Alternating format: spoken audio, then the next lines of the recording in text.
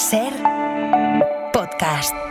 Hola, muy buenos días. Cientos de miles de españoles volvían anoche por tierra, mar y aire a casa después de unas vacaciones de Semana Santa que todavía siguen hoy en 5 comunidades autónomas. En Cataluña, en la Comunidad Valenciana, en el País Vasco, en Navarra y en La Rioja todavía es hoy festivo. Extienden así las que, pese a la lluvia, han sido unas vacaciones de récord. En las ciudades de costa se ha superado el 90% de ocupación hotelera y en las zonas rurales el 80%. A lo largo de este lunes completarán la segunda fase de una de las operaciones retorno más complejas de todo el año. Por aire, el de ayer fue el segundo día con más tráfico aéreo de la Semana Santa. En total han volado un 11% más de aviones comerciales que el año pasado, superando así las cifras prepandemia. Isabel Fernández Pedrote, buenos días. Hola Ángeles, buenos días. En las carreteras ayer se registraron varios accidentes. El último se conoció cerca de las 9 de la noche. Un niño de 10 años y una mujer de 55 murieron al chocar su coche con un muro en la Nacional Cuarta en Bailén, en Jaén. Por la mañana en Girona, en la AP7, se produjo uno de los accidentes más graves, una colisión con 6 vehículos implicados, al menos un fallecido y varios heridos graves. A la espera, como les decíamos, de que termine hoy esta segunda fase de la operación retorno, el balance provisional supera ya al menos los 22 muertos en las carreteras durante las vacaciones. María Manjabacás. A falta del balance definitivo que será mañana cuando termine oficialmente la operación,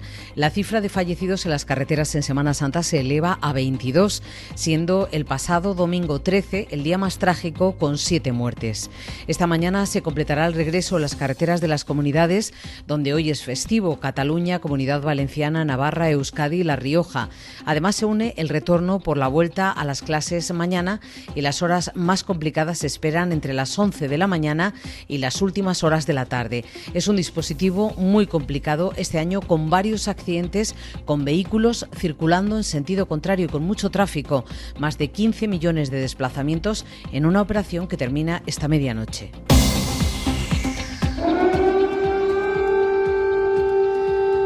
Y este ha sido el sonido de la madrugada en Ucrania, apenas unas horas después del fin de la tregua de Pascua impulsada por Putin. El ejército ruso ha hecho saltar las alarmas antiaéreas en la capital y en el sur del país. Kiev denuncia que durante las 30 horas que ha durado el alto el fuego, Rusia ha seguido bombardeando. Dice Zelensky que ni siquiera han cumplido durante la tregua que el propio Putin anunció de manera unilateral. Asegura que a lo largo del fin de semana han registrado más de 3.000 ataques. En un comunicado, el presidente ucraniano ha dicho esta noche que serán como un espejo, que responderán a los ataques con ataques y al silencio con silencio. La tregua por Pascua se había interpretado como un gesto de voluntad de Putin hacia Trump y anoche Kiev intentaba extenderlo durante 30 días. Rusia lo rechazó inmediatamente. Trump, por su parte, ha escrito esta madrugada en su red social que espera un acuerdo entre Ucrania y Rusia esta misma semana para que así, dice textualmente, puedan empezar a hacer negocios con Estados Unidos. Asegura que harán una fortuna. Y completamos la portada con esto que cuenta hoy el New York Times. El jefe del Pentágono compartió datos militares sobre un ataque a Yemen en otro chat de Signal, donde estaban su mujer, su hermano y su abogado. Este nuevo escándalo sigue al Signal Gate, cuando el mes pasado el consejero de Seguridad Nacional incluyó por error en un chat a un periodista. Bayo, buenos días. Buenos días, sí, un primer chat en el que, recordemos, también participó el secretario de Defensa de Donald Trump, Pete Hegseth, cuestionado ahora por compartir en un segundo grupo de Signal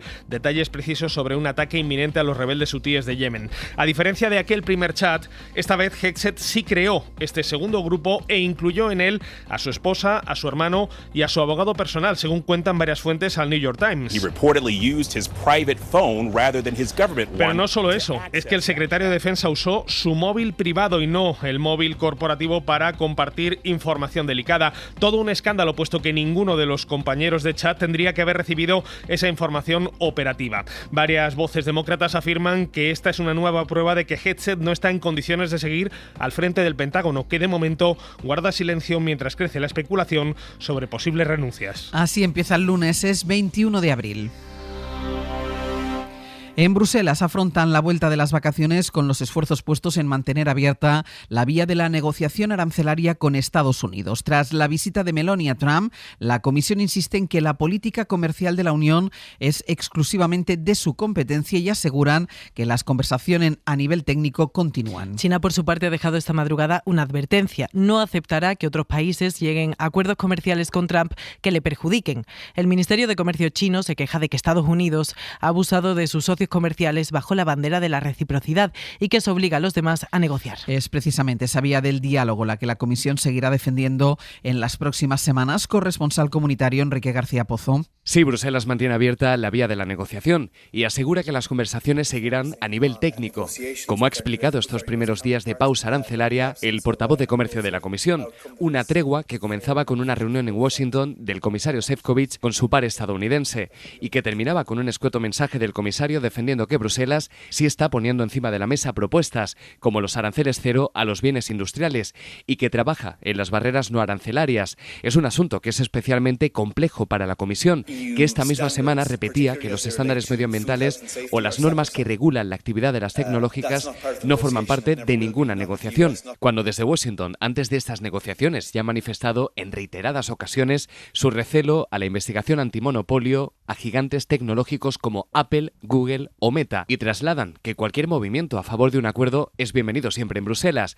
Eso preguntados en concreto por la reciente visita a Washington de la primera ministra italiana Giorgia Meloni, y en recordar que la competencia en comercio es exclusiva de la Comisión Europea. Aquí en España la política se activa hoy de nuevo. Tanto la dirección del PSOE como la del Partido Popular se reunirán esta mañana para perfilar la estrategia de las próximas semanas. Vendrán marcadas sobre todo por la coyuntura internacional y el decreto para hacer frente a los aranceles. Con el Congreso cerrado y concentrada toda la actividad parlamentaria en el Senado, el PP quiere pasar página del mal trago de los autos de la jueza de Catarroja sobre el gobierno de Mazón y poner el foco en los presupuestos y en los casos de corrupción que salpican al gobierno. Esta semana en la comisión del caso Coldo.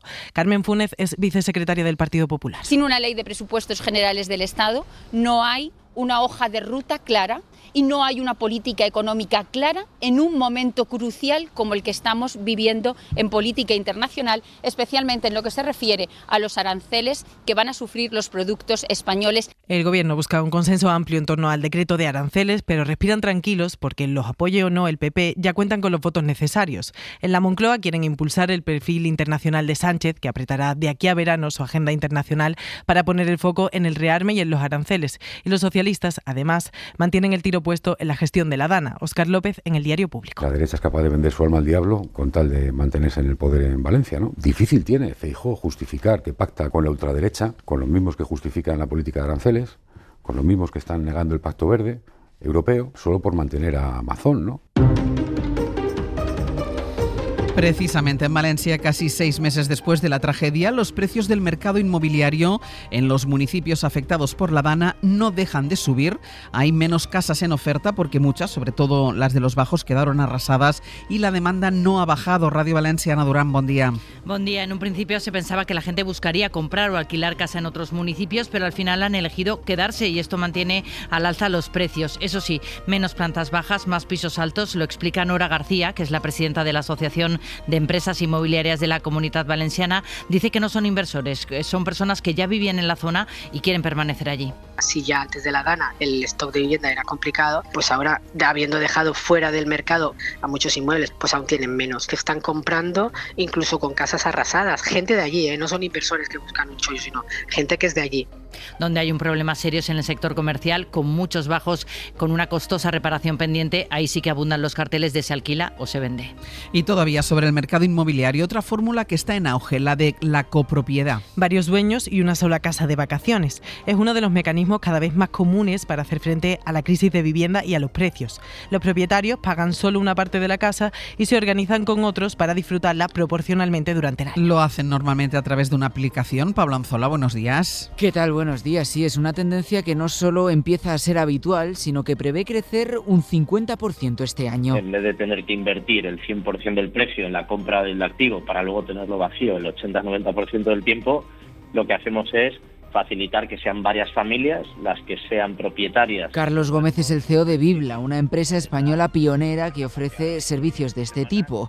Cada propietario tiene derecho a utilizar su vivienda vacacional el tiempo proporcional a la cantidad aportada. Obviamente, si una semana ya está reservada por otro propietario, pues tendrán que adaptarse a la que quede libre. Y ese es uno de los inconvenientes porque, aunque este modelo permite acceder a casas más caras y mejor ubicadas, cada vivienda puede llegar a compartirse entre 8 copropietarios. Entonces es una forma más democrática o más flexible de entrar a ser propietario. Una vivienda turística se usa de media unas 6 semanas al año, así que la copropiedad podría contribuir a aliviar el mercado inmobiliario. Los nacionalistas vascos celebraron ayer su tradicional aberrieguna. El Día de la Patria Vasca ha sido el primero con Pradales como lehendakari y con Aitor Esteban como nuevo presidente del PNV. Pradales aprovechó la celebración para pedirle al gobierno que se dé prisa en la puesta en marcha de todo lo pactado. Asegura que Sánchez va lento. Aitor Esteban quiso reivindicar la labor del partido. Radio Bilbao, Óscar Gómez, Egunon. Egunon, el PNV celebró el aberrieguna en Bilbao, donde Aitor Esteban destacó la ambición nacional del partido a lo largo de sus 130 años de historia y sacó pecho de los avances en el autogobierno conseguidos en sus años como portavoz en el Congreso, tales como la transferencia de los cercanías de Renfe o la gestión de costas. El lehendakari Manuel Pradales, por su parte, se quejó de la lentitud del gobierno en cumplir sus compromisos y también del centralismo creciente. Piensan que el Estado se reduce a su capital e intentan drenar lo que ellos denominan periferias o provincias. Pues no, somos una nación y no vamos a permitir que impidan el avance del autogobierno vasco, ni vamos a permitir una Euskadi subordinada. Nos tendrán enfrente.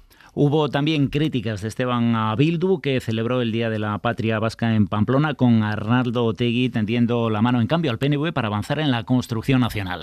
Y en Calafell, en Tarragona, hubo concentración ayer para condenar el último crimen machista en España.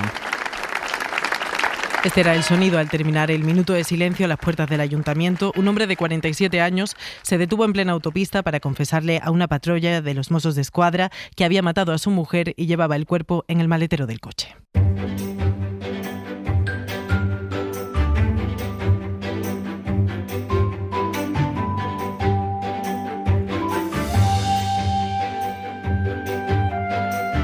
Nos vamos hasta Castilla y León. En Radio Valladolid está Mario Alejandre. Buenos días. Hola, buenos días. Y en Radio Murcia, Juanjo Asensio. Buenos días. ¿Qué tal? Buenos días. Vamos con algunas informaciones de estas dos comunidades, como la que llega de un juzgado de Valladolid, Mario, que ha absuelto a un sacerdote por atropellar a un peatón allí en Valladolid, pero sitúa la responsabilidad, atención a esto, en quien permitió que renovara el carné.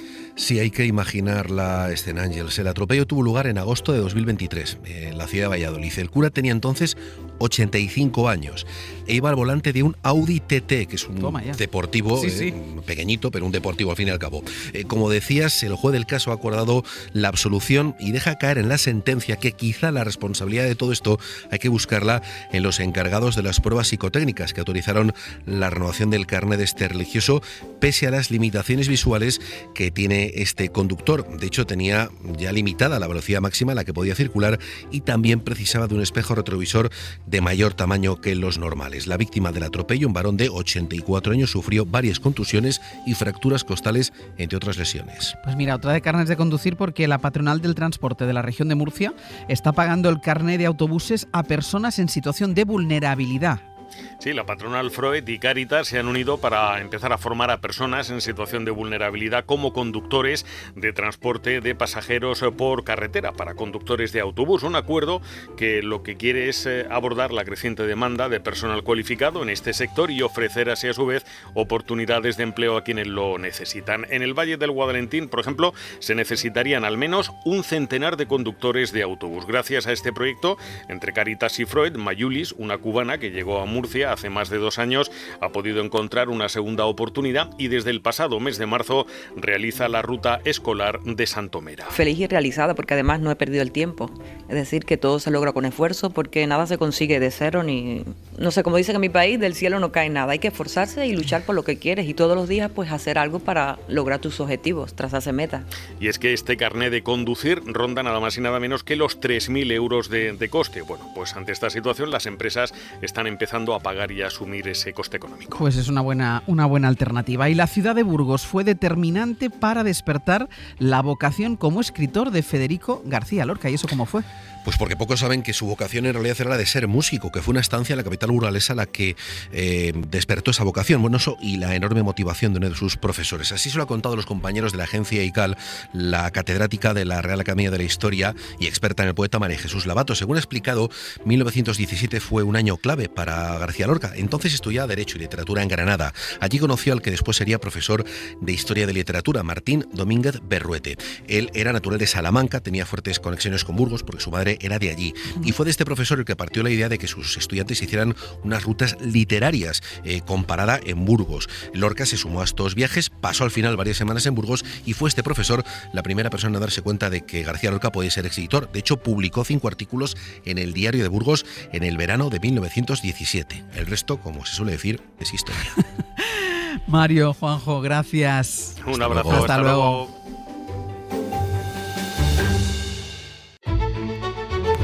Y vamos ya con nuestra recomendación cultural para empezar el día y también la semana. Hoy Pepa Blanes nos propone la última temporada de una de las series distópicas más famosas. Black Mirror se puede definir como una serie de ciencia ficción, pero que no se va a un futuro muy lejano, ni a mundos distópicos alejados de los nuestros, sino que nos propone los dilemas que la tecnología actual puede causarnos en un futuro cercano. En esta nueva temporada, estrenada en Netflix, indaga en cómo la tecnología puede ser buena para mantener con vida a seres queridos, pero eso tiene un precio, sobre todo cuando la sanidad está privatizada y convertida en negocio. Eres muy blando. Eres suave. ¿Cómo eres tan suave? Tienes poros y líneas. Es mapeado de texturas. Se habla también de cómo la inteligencia artificial puede afectar al cine y a nuestra percepción de la realidad, o cómo la tecnología es una herramienta para acrecentar el acoso laboral. Romances bélicos, comedias de robos. Un patrimonio cinematográfico inigualable. Patrimonio, es decir, antiguo. Quiero decir vintage. Los episodios van del drama íntimo a la sátira encubierta y en ellos su creador se permite un giro que no rompe con el pasado, pero que siempre mira al futuro. Para no perderte ningún episodio, síguenos en la aplicación o la web de la SER, Podium Podcast o tu plataforma de audio favorita.